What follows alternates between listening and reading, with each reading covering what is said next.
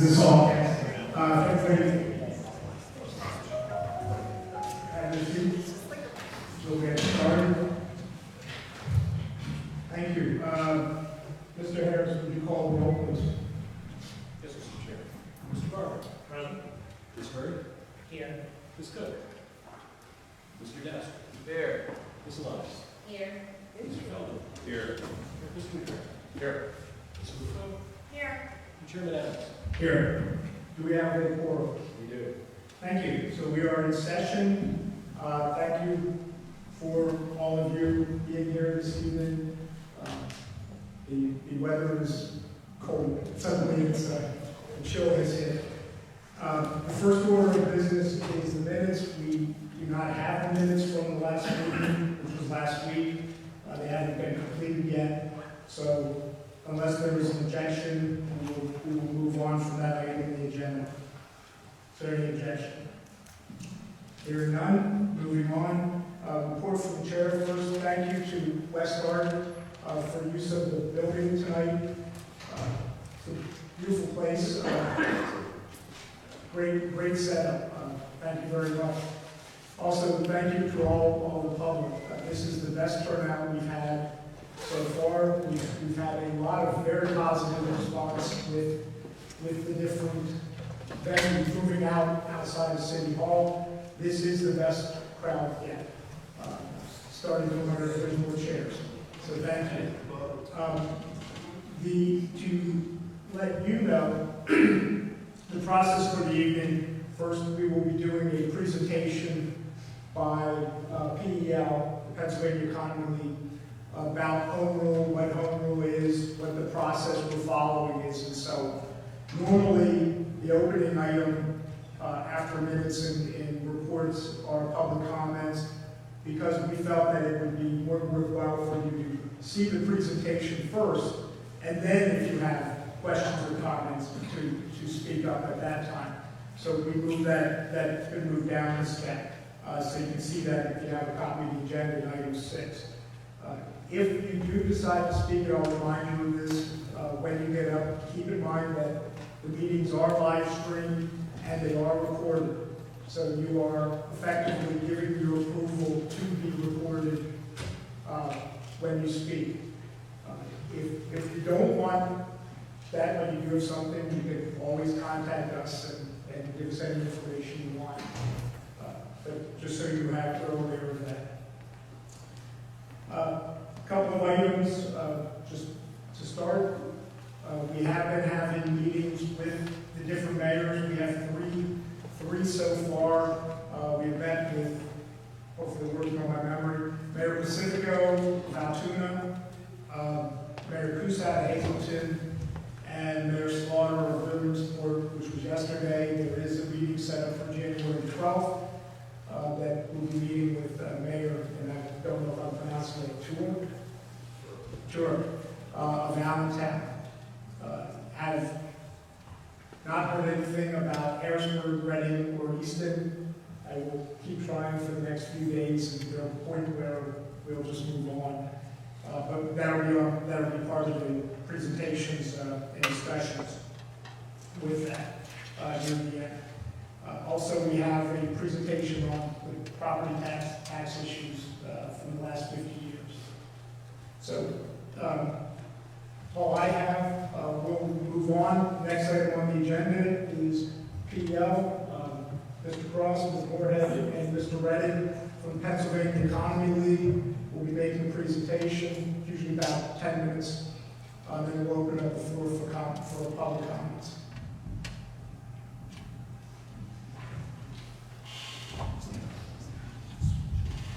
Hi, good evening. I'm Patty Moorhead. I'm with the Pennsylvania Economy League. I'm the Director of Financial and Data Analytics there. With me tonight is Jerry Cross, our former Executive Director, our Senior Fellow, and Fred Rettig, who's a consultant with us, who served with DCED for more than 30 years. So we're going to talk about what the Government Study Commission does. So the duties of the Government Study Commission is to review, analyze, and evaluate the city government. The structure of the city government. It's not an inquisition. They're not looking at specific financial transactions or anything like that. What they're supposed to do is learn about the government structure and its operations, meaning who runs the government. The mayor, you have a strong mayor in Lancaster, you have city council, stuff like that. So as part of their study, they interviewed officials to determine their strengths and weaknesses. They studied other government structures, boroughs, cities, township, home rule municipalities, and their job is to evaluate whether the structure of government in Lancaster works in the best interest of the residents of Lancaster, and they will decide whether to make changes or not. So, again, they reviewed the city code. That's the current form of government. They compared that code to the cities, boroughs, and townships. They did look at facts and figures in the cities and other townships, in the city and other municipalities to see how they compare. They interviewed people from the city of Lancaster, appointed and elected officials, to understand the government's strengths and weaknesses. And I believe at their last meeting, they had the former mayors here and interviewed them to see how the structure works for them. They talked to other municipalities. Chairman Adams listed those previously. They sent out questions to state representatives. They meet monthly to review their findings, and everything they've been doing is posted online at their website. So, what is home rule? Or what's been the process so far? In May, voters created a government study commission. It was on the ballot in May, and it was a referendum. They had the 9 meetings to do this study.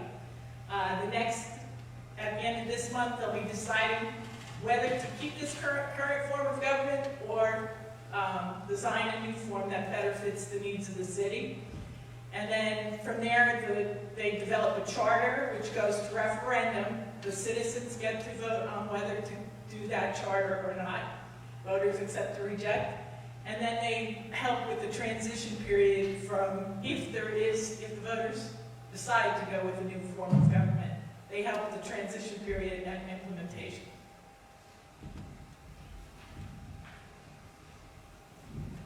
Good evening. As we've indicated, it's important, an important part of the process is really to talk to the people that are in the trenches right now to find out what are the strengths, what are the weaknesses of the current form of government. And in that vein, the Commission developed a series of questions. Those questions were provided to the mayor, to the council president, the controller, treasurer, and department heads, and they received responses back from them. All of that information is part of their information gathering and will go into the decision-making process. Likewise, it's important that they talk with officials from other municipalities, both home rule municipalities and those that are not home rule, that are operating under the same form of government that Lancaster has, and also a government that went through home rule but ultimately rejected home rule. As Chairman Adams indicated, those communities were Altoona, Hazleton, Williamsport. Williamsport rejected home rule. Allentown, that is scheduled for next week, and then they're still trying to contact officials in Easton, in Harrisburg, and in Reading to talk with them about their experiences with home rule or the form of government that they are currently operating under. Now, a very critical part of the process is citizen involvement. Citizens are involved in every step of the process, as evidenced by tonight's meeting and the fact that the Commission has had, this is the 4th of the outreach meetings that the Commission has held, starting earlier in the fall and continuing through tonight's session. However, the process actually started with the referendum that was approved by the electorate of the city back in May, that kicked off the Government Study Commission process. All of the commission's meetings have been public meetings.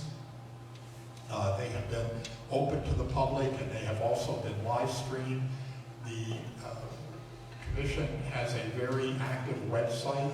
All of the information that is being presented at the public meetings is posted on the website, including minutes, including various resources that have been provided to the commission for review. All of that information is available for the public to review. Ultimately, the electorate, should the commission decide to move forward with a home rule charter, the electorate will actually have the final vote on whether to accept that charter or not. And that will happen at the end of the charter drafting process. What does home rule actually do? Well, home rule really flips the table on what exists right now in terms of what requirements the city must follow. It's the Dillon's Law concept that the city is only authorized to do what state legislature has given it the authority to do. What home rule will do is really remove that bind and allow the city to develop a form of government that best meets the needs of the citizenry, that can provide efficient and effective services to the residents of the city. It shifts that authority from state law to a local charter, which becomes really the constitution for the city. Now, at the completion of the study phase, the commission plans at their next meeting on the 24th of this month to vote on whether to maintain the existing form of government or to move forward with the development of a charter. If the decision is to maintain the existing form of government, then the commission will write a final report that summarizes all of the activity that has been undertaken over the last ultimately 9 months. And that will end the process.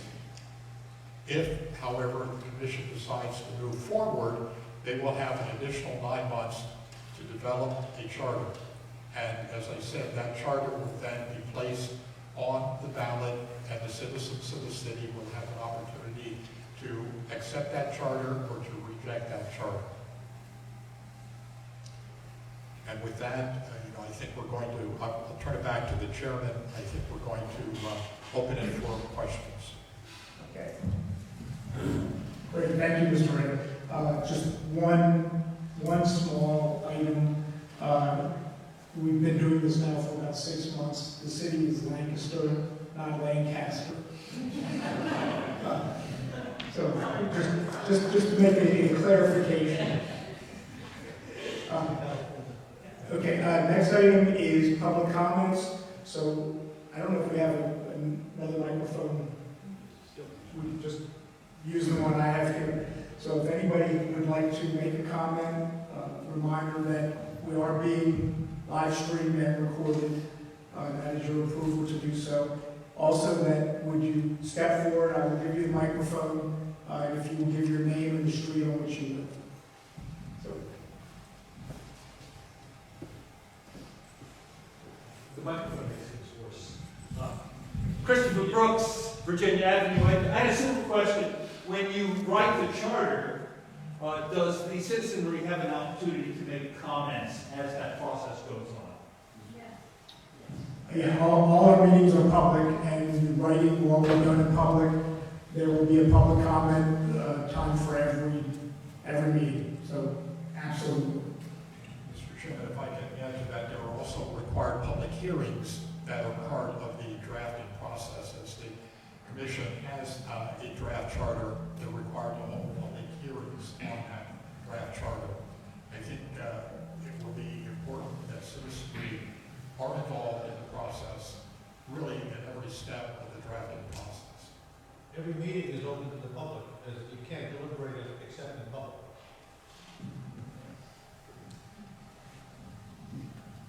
Yes, please. I just want to make a quick comment about the newspaper and when they write the articles when these meetings place that the time is in the paper. They have the date, but not the time. Yeah. And that was in 2 of the articles. Okay, Well, we will make sure the fourth estate is aware of their oversight. Thank you. Yes, sir. And I'm sorry, Could you tell us your name? your name and Robert Hope on Westchester. from Westchester. Thank you. Bob Shank, Monk Street. I thought I had my question answered when I came in. Part of this reasoning, I think, for changing the form of government has to do with financing. And my understanding is that under a charter system, the city will have access to other forms or other resources for finance. And I think the only one that I thought that this would help with would be the income tax or the earned income tax. And then I saw on a slide under a charter system that the city can do anything they want to do except if it's prohibited. But are there other forms of revenue generation, sort of like sales tax or anything like that, that they could do? Mr. Adams, Yeah. can we answer that? Yeah, thank you. Yes. So Mine can't turn off when it doesn't come yeah, why not? I don't know. Speak We up. can hear you. on. There you go. The language on the slide that says not otherwise prohibited actually includes parts of that revenue question that you just raised. So the city will not be able to issue any taxes that it creates. It can only institute taxes that have already been authorized by the state government. There are several taxes which have been authorized, but which the city, under its current structure, cannot change the rates of. That is the principal revenue generation that a home rule charter would allow, versus an optional charter under a third-class city. And earned income tax is one of them. It's currently capped. That's a rate that right now the city has no authority to change because of its existence as a third-class city under the optional charter.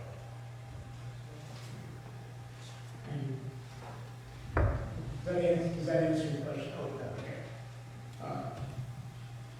Any others?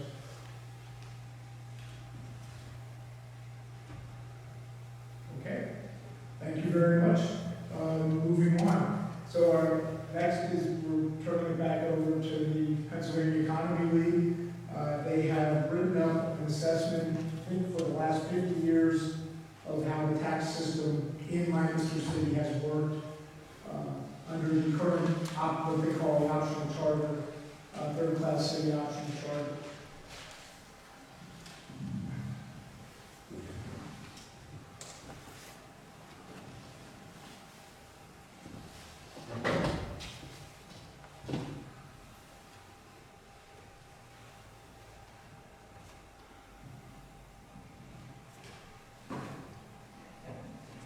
Oh, I got my hands full. Okay. Can y'all hear me without the microphone? Better. Yeah. Okay. It won't be live streamed. Yeah, use the mic. Okay, we did. Am I, okay. All right. We prepared a tax history memo for the commission at request of some members with the idea that the commission is learning and analyzing the current state of government. And as you heard Fred mention, the government now relies on a code called Third Class City Code, Charter Plan A. And the city has been operating on that plan since 1962, I think, Murray? 66? Okay. In 1965, the legislature passed a reform bill, a tax reform bill, which is popularly called Act 511. That replaced the 1947 law that was nicknamed Tax Anything Law. And the attempt in 1965 was to standardize the kind of taxes that municipalities could levy. And as Barry mentioned, some of those were limited by the type of municipality you were. Townships had a certain menu, cities had a different kind of menu, all based on the activities, the economies, the residents of those municipalities. So it standardized taxes across Pennsylvania. Interestingly enough, the legislature has done some changes to those laws over the last 58 years, but there's been no wholesale tax reform of Act 511. So you are operating with a tax system designed for the Lancaster City of 1965. And the 18 years went by from 1947 to 1965. There was enough change in Pennsylvania that in 18 years it was changed post-war. But the legislature has not changed the way municipalities significantly finance their municipalities' services since 1965. So under Act 511 and the real estate tax law, that table shows you what taxes the city levies now. These are not all the taxes that are authorized, but the taxes the city levies now, and some of these taxes have been changed. Your real estate millage is 12 mills, and that's out of a potential of 30 mills. The state limits cities of the third class to 30 mills. If they need more than that, they have to go to county court and request 5 extra mills, up to 5 extra mills from the court approval. There is an earned income tax. Someone mentioned the earned income tax. That's on residents and non-residents alike. However, the way it works is usually it's only on residents because non-residents pay it in their home. Generally speaking, they pay it in their home municipality, so there's a credit issue. The city did take advantage of Act 24, which eliminated certain nuisance taxes. That was a referendum. I don't remember when that was, 06 maybe? I don't remember when that was. 08. That added to the resident income tax 1/10 of 1%. And in exchange for that increase, certain taxes were eliminated, the per capita tax, other what were sort of obsolete taxes that cost more to collect than they were worth. So the citizens decided they would rather have a small increase in earned income under referendum rather than paying the nuisance taxes. There was also a change in what's called the local services tax. That is a tax that is on people that work in the city. It's currently $52, of which the city gives, or I should say the collector gives $5 to the school district, so the city gets $47. That tax is an example of a change in the local tax structure by the legislature. That tax used to be called the occupational privilege, as if it was a privilege to work. So everybody had a tax rate based on the value of the fact that they worked in the town, and that was around $10. So in 1965, Act 511 set the value of your work in Lancaster City at $10. Okay? I was 11 years old in 1965, and I can't imagine getting $10 from my father. That was probably 4 hours of pay back in 1965. That was increased in 2004 to $52. It went 5 times. Had the tax actually kept pace with inflation, it would be a $75 tax. The legislature kind of split some hairs there and made it $47. So you can see, while the legislature does do some tax reform over the last 50 years, sometimes it's not as effective as it could have been. Realty transfer is paid on the... Realty transfer is half of 1%. That's paid by the buyer. It's also partly to the school district. The county collects it. And mechanical devices is the last tax at $50. Now, we're going to go through each individual taxes that are significant. We're going to show you some historical. Could you explain what the mechanical tax is? Oh, mechanical devices, pinball machines, jukeboxes, instruments of the devil, that kind of stuff. You know? I think, Barry, that's it, right? Poker machines. Yeah, essentially, it's an outdated tax. It's an outdated tax. Okay, let me go to real estate taxes. Real estate taxes is the bedrock of local taxation in Pennsylvania. And it's important to understand real estate tax is actually a formula of 2 values. The one value is the millage rate set by the municipality. That's what the local elected officials have to use to raise revenue. The second part of the formula is the assessed value, and that's set by the county. So in effect, two municipal governments have to cooperate to set a real estate tax. There is rules and regulations on the value of assessed valuation that the county has to follow for the valuation of the property. That value is set at a reassessment. The last one here was 2018 or so, 2017, 2018. The county determines the value of the home under a system of mass appraisal. It does not change when the properties are sold. That was outlawed in 1993. So if a property was assessed in 2018 at $1,000 in our example, and it was sold this year, or last year rather, for $300,000, the tax purposes for the city remain at $100,000. So you see there's a difference between the value of properties and the revenue the city can get from them because of the laws that the Commonwealth makes municipalities work under. I want to give you an example. Chair, just one thing I'd like to just note for that is that the municipality doesn't have the ability to change that assessment or even to ask the County Board of Assessment Appeals to change that assessment when the transfer happens. So the only way that those transfers can happen typically is when the taxpayer themselves asks for a change and says the property hasn't been assessed correctly. Municipalities are very limited in how they can challenge the assessment, and a sale does not create, a single sale of a single property doesn't create the ability for the municipality to challenge the assessment. Thank you. This table, or rather this graph, gives you an idea of the relationship that I was talking about. This goes back to 1997, and on the left side are the millage rates that the city levied against the assessed valuation, which is the upper line, the blue line. You'll notice that the jagged line, the green line, is millages. So the millages are increased as the city needs money. But the tax base, everybody knows what the tax base is, the value of all the properties in the city. The tax base doesn't necessarily change very much. You can see how flat that line is. It only changes on extraordinary circumstances when there is a reassessment or a change in ratio. And you'll see the couple bump ups there. In 2018, the biggest bump was accompanied by a decrease in the millage, because those two are related in the formula. If one goes up, the other goes down. If one stays the same and you want more money, you have to raise the millage. And the millage decision is a local decision by the city council and the mayor. So you can see the relationship between assessed value and millage. One has to vary more often because one is relatively flat. Your tax base doesn't grow.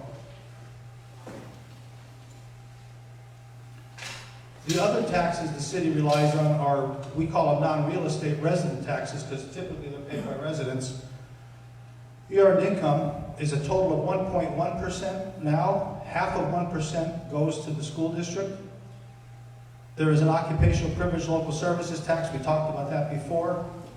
And the per capita residence tax, which were eliminated in 2008, so that the referendum allowed for an increase in the EIT. It wasn't an effective tax. To collect that tax, if you can imagine, mailing out the postcard, getting the commission to the collector or the treasurer, just the work involved to collect $5 from every resident, simply made that tax a nuisance.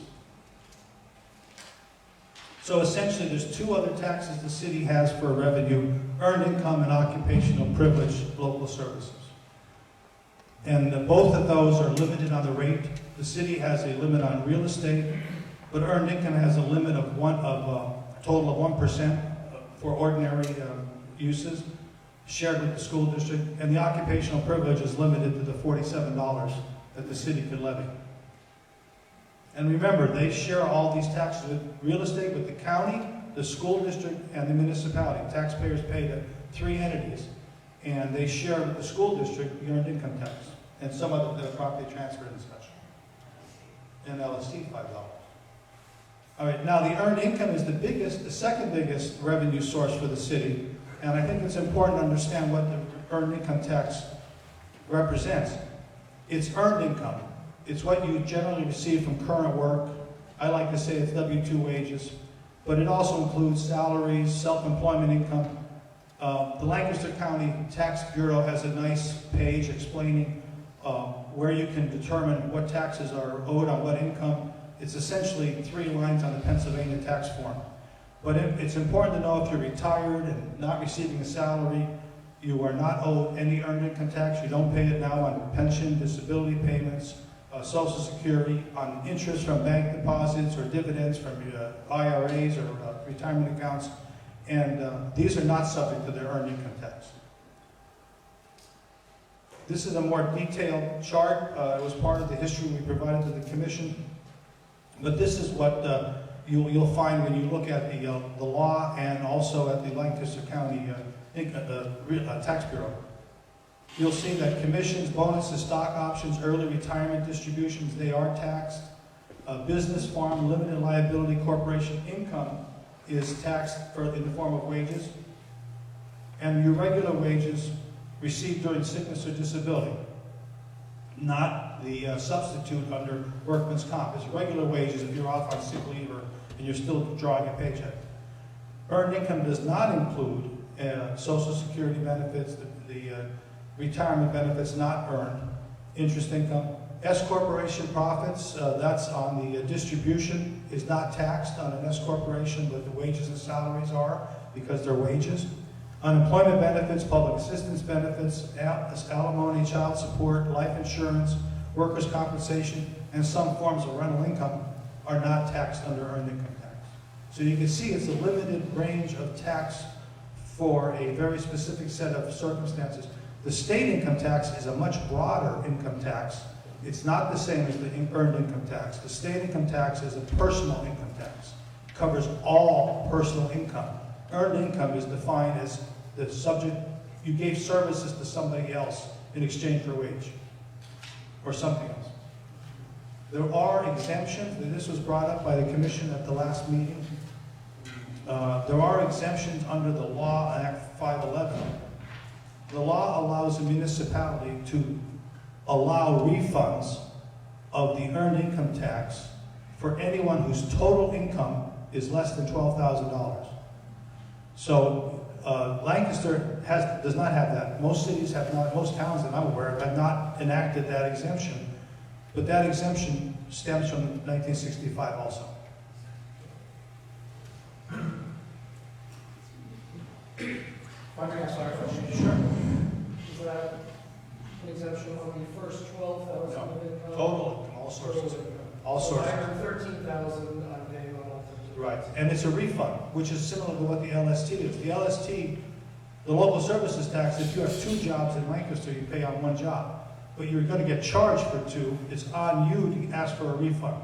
Similarly with the earned income tax, if the town had an exemption, it is our understanding that you would have to file a refund. You know, you'd have to file your income tax, prove you only earned less than $12,000, and then wait for your money. So it's an exemption in theory, I guess. In the law, in practice, not so much. It is a potential. And the second question, this, under Act 511, this 12,000 applies to all municipalities at that time. It is still in effect today. Does it apply under a home rule charter? Can the home rule charter, are they still bound by this maximum of $12,000, or can that be adjusted? Well, that would be an opinion of the solicitor for the commission, but it's our understanding under Dillon's rule, it is allowed to have an exemption. The rate of the exemption would be set locally. So yes and yes, the 12,000 would be subject to local option to set a higher rate, and the allowance is already allowed, the exemption. So you have, we think, you have the ability of an exemption with the ability to set the amount of exemption. So the charter could actually allow, well, city council could raise it under the charter. Yeah, they can do it now, Set. but they don't need a charter. You can do it now, but you're limited to 12,000. Okay.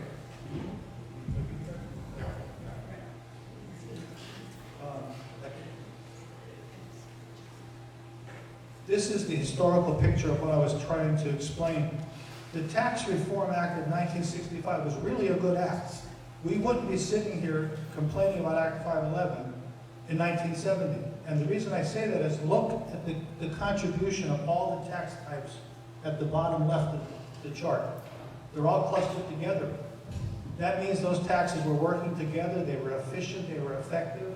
The city was receiving money, substantial money, $1 million, from those taxes. As time went on, you see that the earned income tax pulled away, because the earned income tax is on earned income, which tends to grow as people's wages increase. However, the other taxes, the occupational privilege at a fixed rate of $10, or the per capita tax at a fixed rate, was subject to declining value and purchasing power. Inflation eroded the value of those taxes.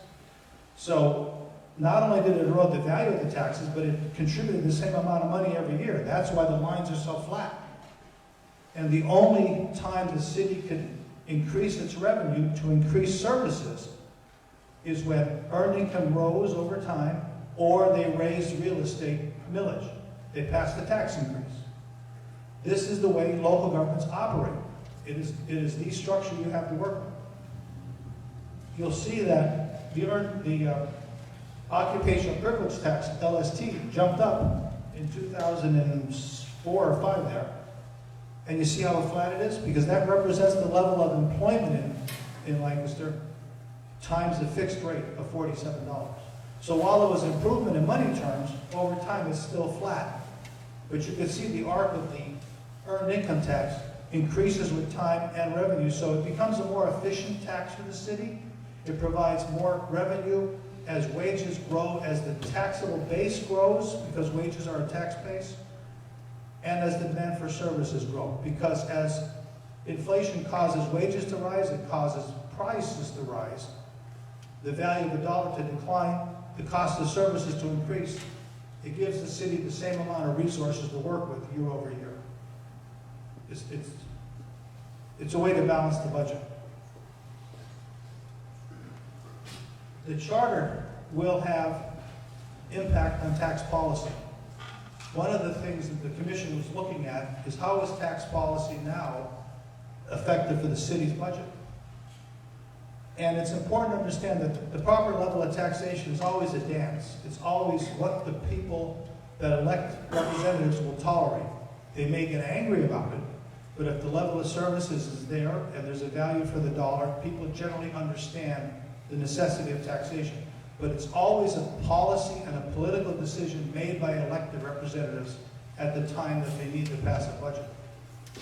Right now, this whole policy and political decision is controlled by the codes, the third-class city code, which is written by the state legislature in kind of a off-the-rack, one-size-fits-all for every third-class city.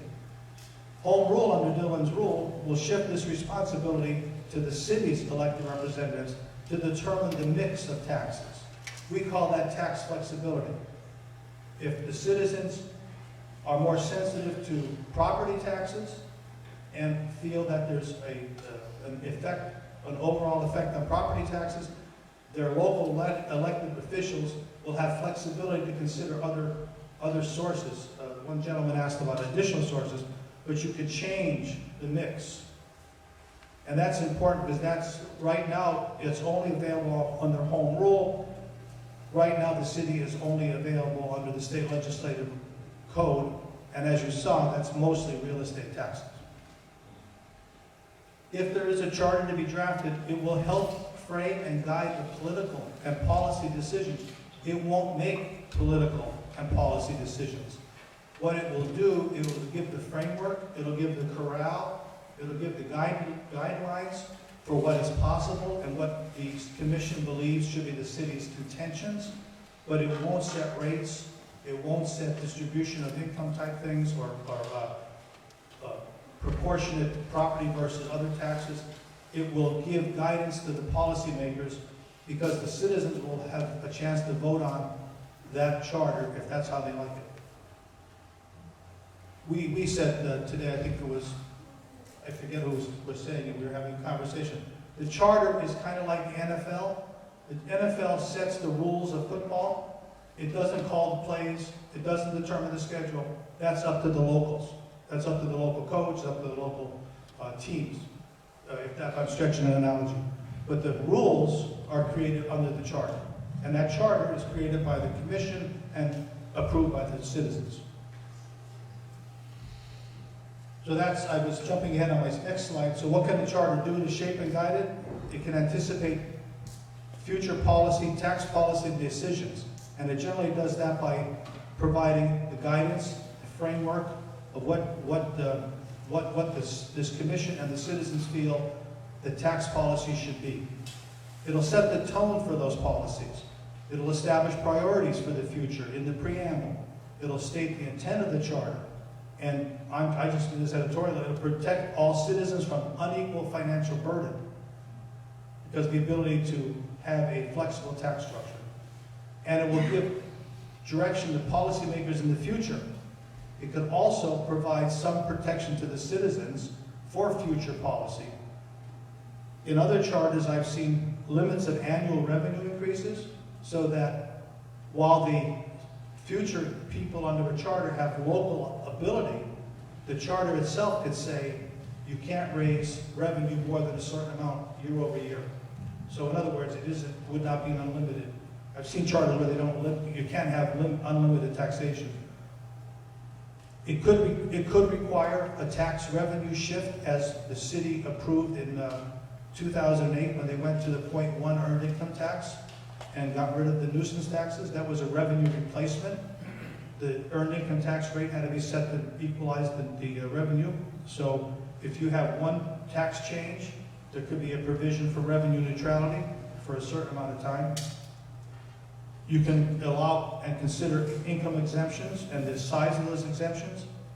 And it could also require significant public involvement in important fiscal decisions. There could be triggers in the charter, I've seen that in other charters, that at a certain threshold of revenue or expenditures in the budget, a decision must be made by the public. It can't simply be done by the ordinance, it would have to go to a referendum. We talked about tax flexibility. I want to give you an example of tax flexibility, what could have been if the taxes in 1965 weren't capped. Let's pretend, this is a thought experiment, but it shows the flexibility and how the city's hands are tied by the legislature on tax policy. On the left is what actually happened. In 1970, you can see real estate and earned income, the proportion that the city used to fund city services. You can see how the proportion over time became much heavily reliant on property taxes. Okay? Millages increased, property values increased, but the proportion just grew and grew and grew. Because that's the only tool the legislature allows the city to change its rate. That's the millage. Now let's pretend that in 1965, instead of doing a 0.5% earned income tax, and I pulled this number out of the air because many towns do have a 1.5% earned income tax, so it's got some basis in reality, but I just used this for the calculation.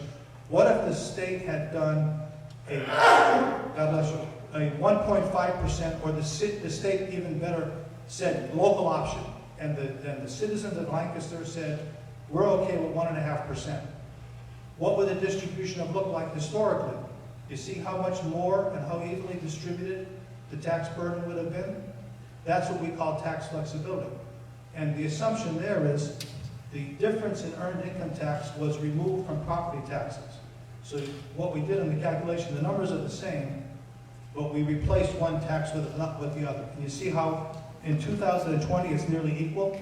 It's 50% shared by property owners, 50% shared by wage earners.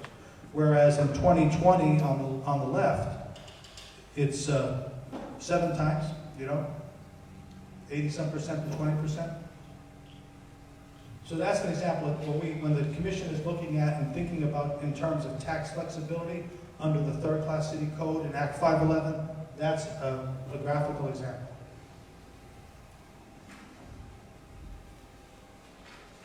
There's also been talk, when you talk tax policy, you're not taxing inanimate objects, you're taxing citizens. You're taxing their wealth in whatever form it is, whether it's their property value, their estate, their income, you're taxing something. that has unequal effects across the board, although taxes must be uniform. The city cannot set tax rates for certain segments of the population. Pennsylvania's Constitution requires the same tax on all the same type of subjects. So you can't have a commercial tax and a residential tax. Everybody has to pay the same amount of millage in that example. If you want to look at and this is for the commission also, they've asked several questions, and this is more for the commission's sake, because we're going to be delving into this much more into the, over this month in January. The Steinman Foundation has a nice page called the Lancaster Indicators. It's done by a company up in New York State that's similar to our nonprofit. And this data is up to date. And there's tons of data in here. It talks about property values, types of poverty levels, what kind of citizens live in Lancaster, and you can also compare that against other towns in the county. It's a very good resource, and we recommend, if you want to look further into the ability of the city to raise revenue to fund services and compare with its neighbors, this is a good place to go. And that's it. It's LancasterIndicators.com. Thank you. So questions for Mr. Feldman, please. Thank you for the presentation. I have a couple questions, and I want to start by reiterating something, which is that I think what you shared with us on the refund rebate that's currently limited by state law sets up $12,000. And I think what you said was that the charter could give the city the ability to also have this rebate refund and to set the level of that potentially higher if the council wanted to do so after the charter were passed than the $12,000 of the state law. Is that right? That's correct. It's our opinion that because the authorization is in current statute, that the limit itself could be adjusted the same as the EIT rate itself could be adjusted. That would be a policy decision that would be made by council, and it's our opinion that that dollar figure could be adjusted based on whatever policy the council wanted to make. The charter would not specify, in my imagination, the charter would not specify a dollar value, because that would become data, as the charter has it becomes the law of the land for the city. The ability to do the exemption would be there, with the ability for local option as to the amount of the exemption.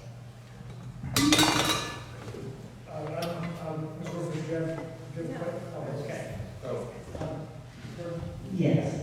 I'll ask my questions about the earned income tax. And I think you were explaining it pretty well. I think you had on the slide non-residents, but is it not true that we cannot tax earned income tax on non-residents? Because I think that was misleading if we could go back to the slide. It said earned income for non-residents at 1%, but we cannot tax non-residents. You actually do impose the tax on non-residents. However, what occurs in reality is that if the jurisdiction that they live in also imposes the earned income tax, there is a credit. So the city would not receive any revenue.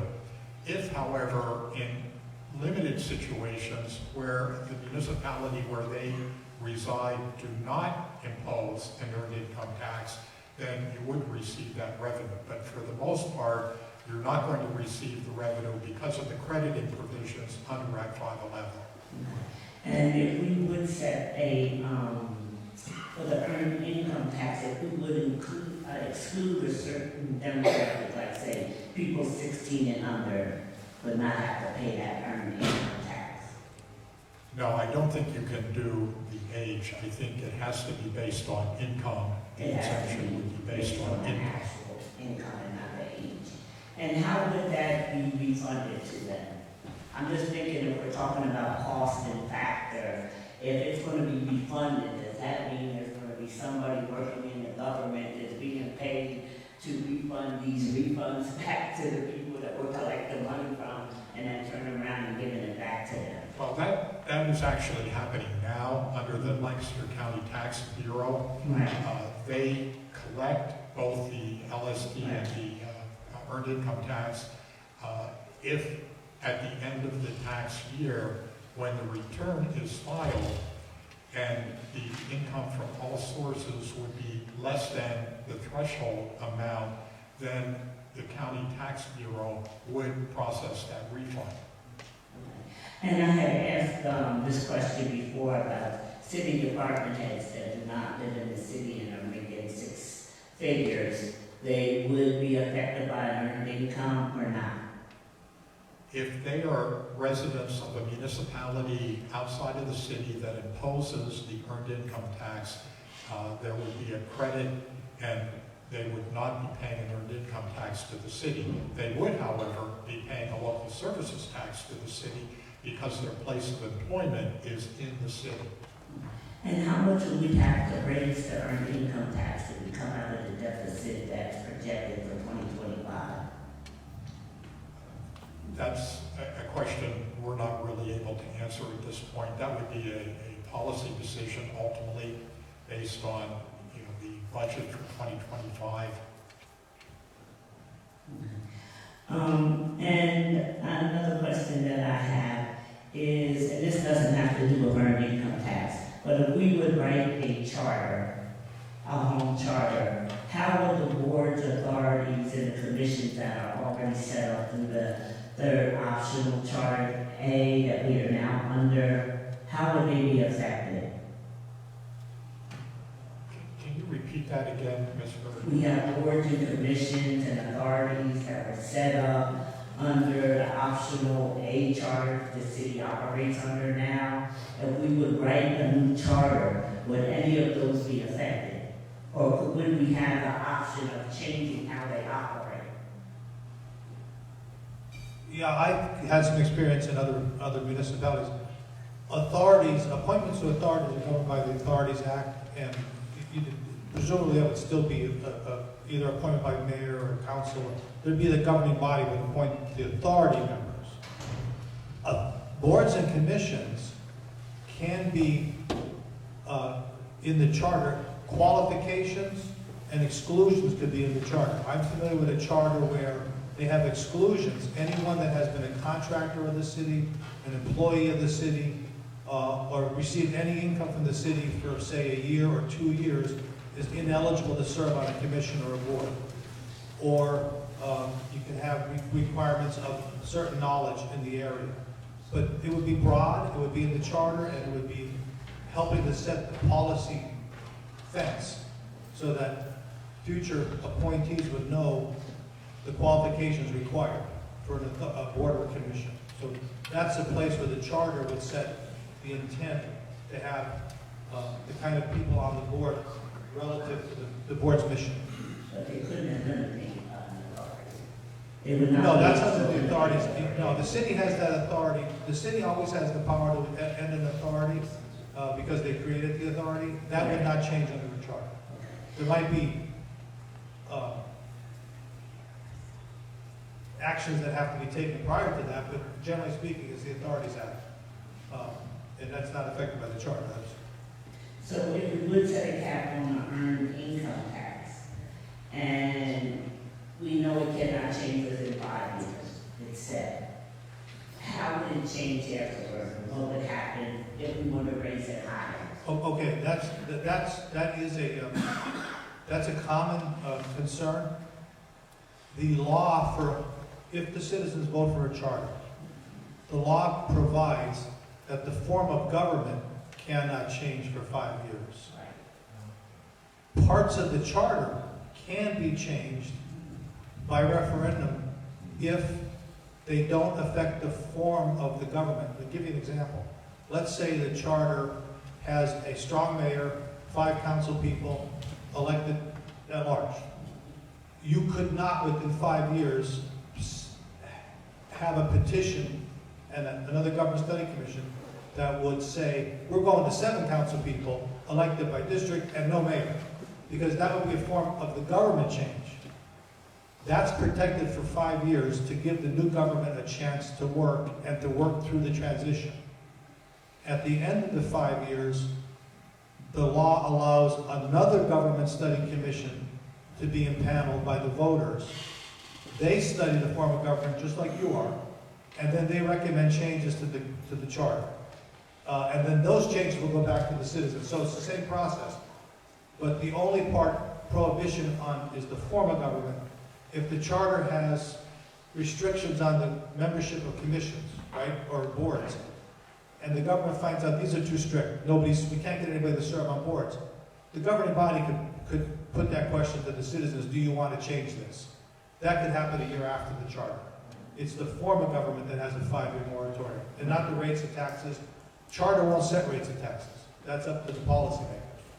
So we wouldn't set the rate, but we could set a cap and say, we can't even set a cap and say, okay, so we say we're gonna have an earned income tax credit. We can't, as a commission or in our charter, put a cap on what that could be. So according to the government that's in charge, they could raise that as much as property taxes. They could until the next election, until the citizens, the reason there's no caps in the charter is because it's all local decisions.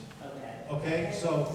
I just want to make sure that I'm clear, because I know one of the concerns was that we want to change, we want to have a charter because we can do this earned income tax. And we saw that as a solution to the deficits that the city was facing.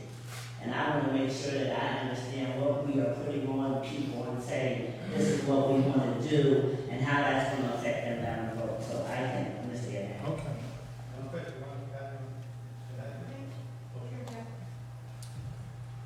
Actually, you have something relevant to this to discussion? this directly. So to be clear,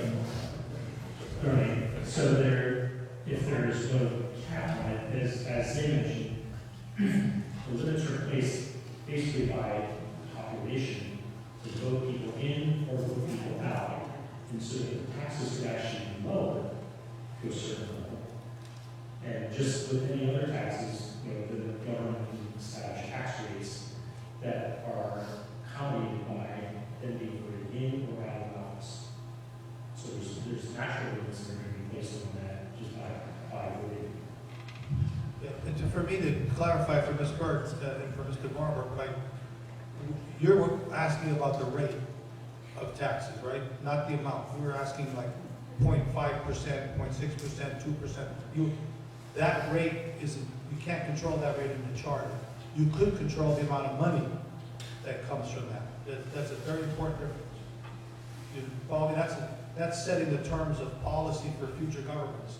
That you're saying the growth in the government should not be more than X number of dollars year over year. You figure out how to keep it in that cap. But you can't say, you can't have a rate higher than this, because that would be taking the local option away from people in the future. Because the home rule is designed to give the most options locally for the life of the charter. I was just gonna say that the charter would be setting guardrails and processes that the elected officials would have to take before they make any changes to tax rates. Just like elected officials do now, they decide if they raise the millage rate or not. The elected officials do that based on optional, whatever it's called, which I should remember, but yeah. Mr. Ashton, I'll have to jump on that a little bit, because I did get slightly lost. So I know that currently with property tax, there's like that 30 mil cap, but you can then ask for up to 5 mils by going through a legal procedure. So we wouldn't be able to set up similar guardrails in that sense? Not on the rates. Okay, so that, okay. All right, back to what I was going to ask originally, 2 questions. First is, so we were talking about the exemption, that $12,000 exemption, and you had said something about not specifying a number.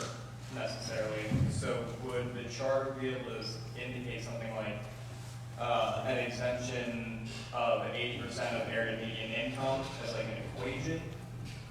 Yeah, I think you would look at a formula of some sort to provide the authorization for it, and then because, you know, $12,000 in 1965 doesn't mean the same as $12,000 in 2024.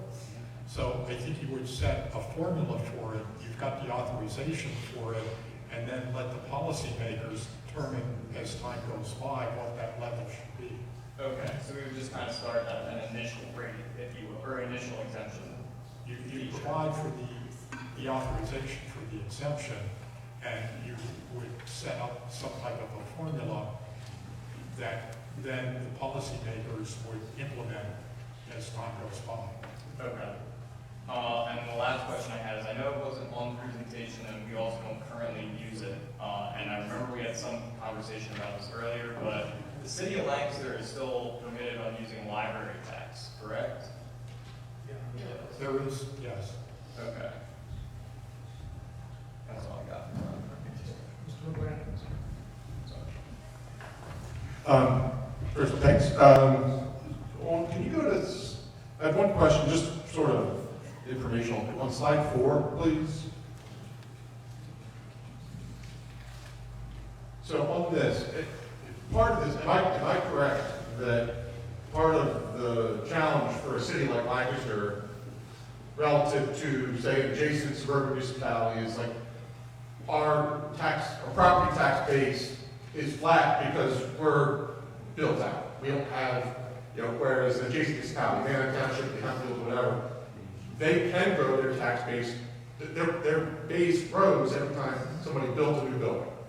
We're just out of room for building new buildings. Exactly, that's one of the ways, the most common way for an assessed valuation in a town to increase is by people creating new properties.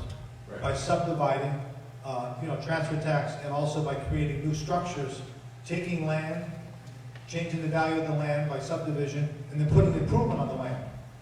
If you don't have developable land to begin with, or you're all built out, the law says unless there's a significant change to the use or the footprint of the building, the assessment's where it's at. And even with some of, a large development, some of the high-rise apartments that, they add value, but at this point it's a drop in the bucket relative to the full scope of our property tax base. Is that right? Yes, that's a flat line, but it's probably a tiny percentage increase. We'd have to look at it year over year, on the data itself, but as you can see, it doesn't fall down, but it doesn't go anywhere. So it's 0.5% up or down, 1%. So this is all sort of, this is part of the reason why municipalities, third-class cities like Lancaster are in this situation, whereas suburban municipalities are not. Exactly. If you looked at the tax mix in suburban municipalities, it would be the opposite of the third-class cities. If I did that proportionate thing, you would see the townships would have much lower percentage of property taxes because they have higher property values and they have more wealthy residents. Okay? Great. So for them, the code works. Right. Okay. So can you, I know we've been through this twice already, one more time. Can you go to the second slide, please? And then, one more time, the non-resident earned income tax. And so it's 1%, the resident earned income is 0.5%. Yes. Right? Because of the credit situation. And then, That's the city. I mean, the effective rate is 1.1% on the city resident, with 0.6% going to the city and 0.5% going to the school district. okay, all right, thank you. So then, if we implement say we expand earned income tax, and the city's earned income tax goes to 1.5%, can that apply to non-residents or only to residents? Only residents. Only residents. Yeah, the home rule law does not allow non-resident taxes to be higher than, Right. Okay, and then the last question I have, just from a timing standpoint, so if we do proceed to draft a charter, and that charter gets approved by referendum in November, but we're not the policymakers, city council and mayor are the policymakers, so they then get the assignment of setting the earned income tax rate and this exemption rate, or the exemption level we're talking about. And they would have to do that before January 1st, 2025? Ideally, however, it could be made effective as of January 1, even if it was enacted at a later time period. There are certain time periods that need to be followed to implement a change in the rate and appropriate notifications. So it could be made effective January 1 of 2025. They wouldn't necessarily have to do that in 6 weeks after the November election. That's correct. That's correct. Yes. Okay. All right. That's it. Thank you. Thank you. I don't think I understand fully the non-resident resident distinction. The only thing I wanted to clarify on that point is if you have a non-resident who is at the lower rate of the municipality in which they live and they work in the city at the sort of the tax on their at the higher rate, the amount that is owed to their home municipality, right? What happens to the difference? The city, assuming what you're saying would be within the 1%, the city would get any difference. What if it were to be a home rule charter and the city were to have a higher than 1% rate? No, it would be limited. Okay, so the non-resident would never pay, even with the credit, that increment difference that would not exist. The person would not get assessed the higher tax rate, they only get assessed the lower. And the other question I have is around the discussion we've had around rates and caps. And so I think I've heard what you're saying tonight is you can't even cap the rate. I'm not surprised to hear you can't say if you make over $200,000, it doesn't matter, we can't tax any more than that. I was a little surprised to hear that you can't say like, okay, 6% is the max, or 7% is the max, whatever it might be. First, let me confirm, that's right? You can't say 6 is the max, 7 is the max. You can't cap the rate. In the charter. Right. Okay. And you can't cap the rate in the charter, but you have said that you can cap the total revenue captured by the municipality. Can you tell me more about what that looks like? Because I have to say that's a really odd You could thing. establish a certain percentage increase from year to year, and if it exceeds that percentage, you could have a process that would require a referendum. In other words, if you provided a 5% revenue growth in the charter year to year, and if there was a need to go above that, you could provide a process that would allow a referendum on that. I hope you can understand why that might seem odd, because when budgeting, typically, the political body says, okay, the rate that we will assess is this much, and then whatever, they do the math to try and figure out generally what it should be, and they do the best they can, because that's how accounting works. But this feels like it's the other way around. It's hard for me to wrap. We're sort of blurring the lines a little bit. There's the charter will have a section, if it's a normal charter, governing financial matters, the budget, and how the budget is adopted, prepared, and accepted.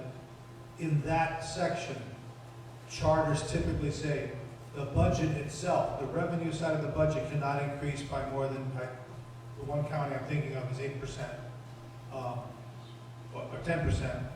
So the total amount of revenue, and there's exclusions, so that, there's certain things you have to provide for.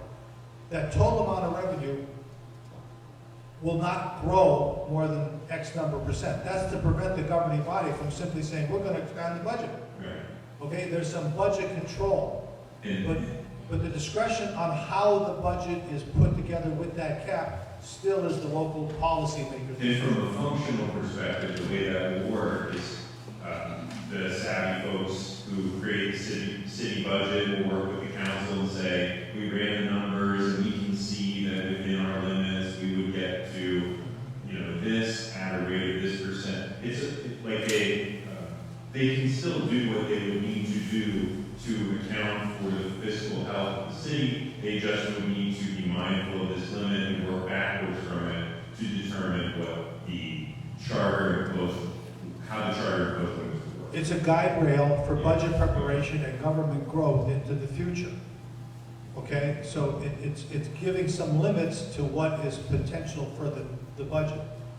But at the same time, there's also usually an escape clause, that there's times when you have to raise more than 8% perhaps, or 10%.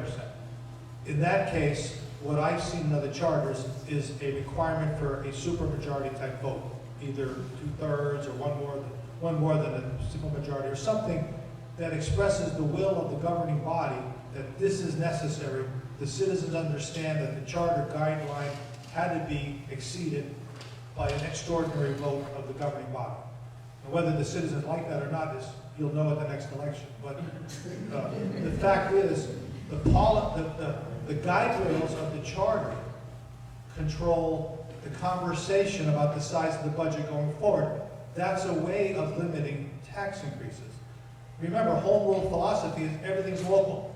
It's all in the city's hands. It's all in the citizens' hands. It's all in their elected representatives' hands.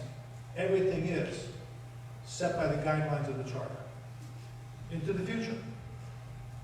I just wanted to clarify a little bit. A couple of the charters that I looked at, they set the limit on tax revenue increases. So taxes can't go up more than 10% next year. So that allows for, if you're getting grant money in to pay for a project, you can accept that grant money in, if it has like a specific project. Or if you have debt. If you have debt, you exclude debt, so, because you have to pay your debt. So a lot of, like the ones I looked at 3 different ones, and they had, percentage increases of tax revenues excluding debt.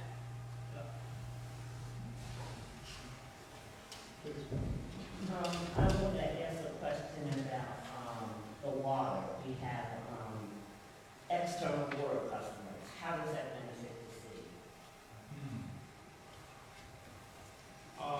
That's the policy. I mean, you got customers outside the city. So that's not something I can answer. So the city's water authority of water operations outside of the city are regulated by the PUC. So the rate making process goes through the Pennsylvania Public Utilities Commission to raise any rates. Rates are based in most part on improvements that have already been put into the ground and expenses that have already been made to keeping water safe and provided. It really doesn't, the charter isn't going to have an impact on that. What the charter could do with respect to the city's water provisions is there could be a provision in the charter that says the city's water facilities can't be sold without some sort of approval, whether that's a referendum. I've seen that in the past. The operation of the outside water provisions will still be controlled by Pennsylvania law. So the Supreme Court of Pennsylvania has been really clear that the PUC has essentially complete control over those regulations and those operations. So there's really nothing we could do in the charter that would make external residents pay as much as we pay in the city. Because right now they pay less, so there's nothing we could bring in the charter that would kind of Well, typically the city water rates for water customers inside the city trail the outside customers. So in fact, typically what ends up happening is the city seeks a rate case, a water rate increase through the PUC, and subsequent to getting an increase will then raise the rates inside the city to try to make them equal. It's usually not to get the city water rate payer paying more. It's actually typically the opposite, and actually having our control of our water authority to a large extent, gives us the ability to keep our costs for the city residents low. Thank you. And the other question that I had was, we had talked early on about quadrants and districts and having council selected, but that would change the whole process and transition and implementation of the charter, even if that's something that we want to do. Is that correct? If there's to be a charter, it will have a section that defines the governing body. Right now, the city is limited to at-large under the optional Plan A, third-class city code. Boroughs have districts, another, so if the charter were to specify, You don't have to take the 2 months if you can get everything together within the 6 months to get it on the November ballot. You don't have to take the 2 months. but the drawing of districts is governed by the same law that you hear about in the news, gerrymandering, fair districts, drawing of lines, one man, one person, one vote. It's not based on party registration or the number of voters. It's strictly one person, one vote, the population base divided relatively equally, so that they're contiguous, compact, and relatively equal in size.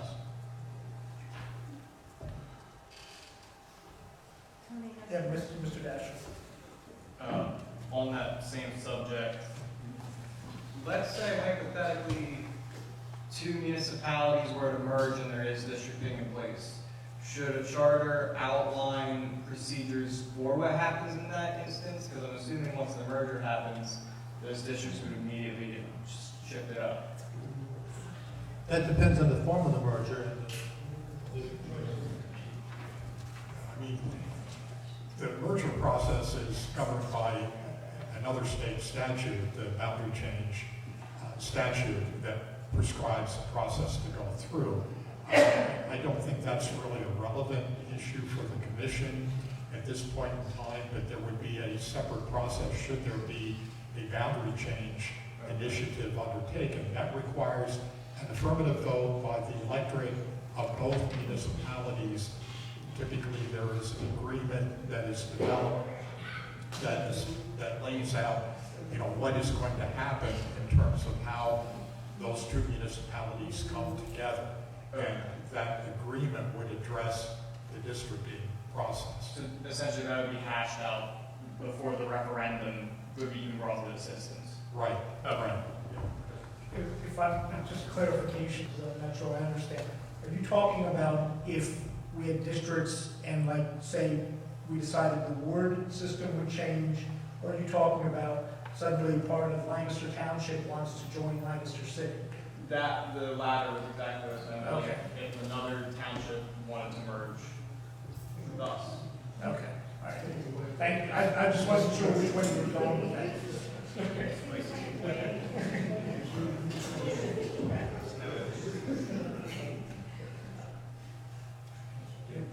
Other questions?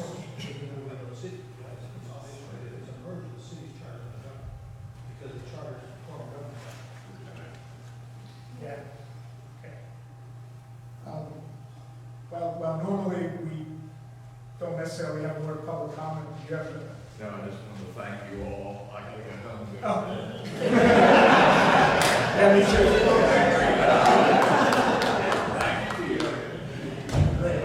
Safe home. That's one of the few people who have thanked us, yes. Just I gave another question. Nowhere in all the questions tonight, or the council mentioned, I think during that process.